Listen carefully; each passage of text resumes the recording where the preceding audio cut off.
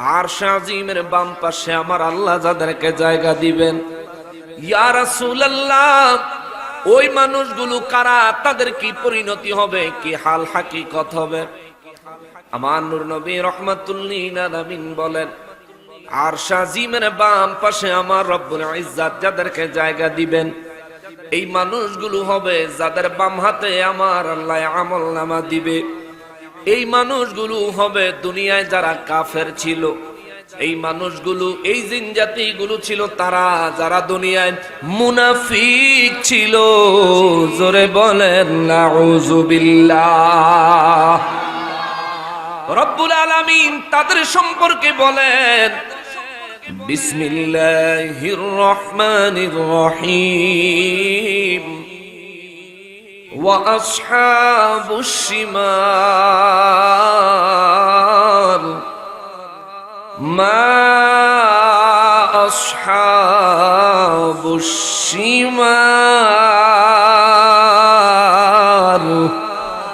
জোরে বলেন আল্লাহু আকবার, আরো জোরে বলেন আল্লাহু আকবার।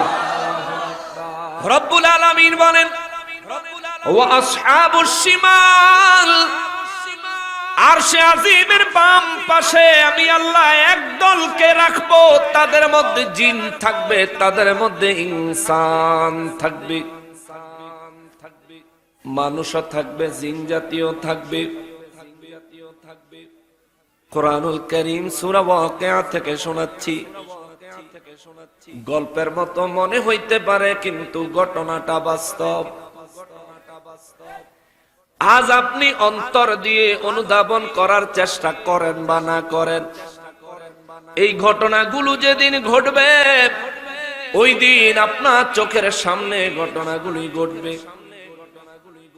আজ আপনি ইচ্ছা করলে মানতে পারেন, ইচ্ছা না করলে নাও মানতে পারেন, ইচ্ছা করলে স্বীকার করতে পারেন, ইচ্ছা না করলে অস্বীকারও করতে পারেন। কিন্তু যেদিন মহান রব্বুল আলামিন এই ঘটনাটা ঘটাবেন, বিশ্বাস করেন ওই দিন ওই কঠিন মুহূর্ত থেকে পালানোরও কোনো সুযোগ পাবেন না রে বাবা।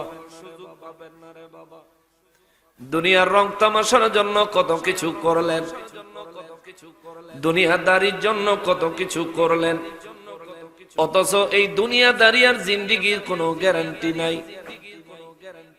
এই কথাটা আমাদের কারো মনে নাই।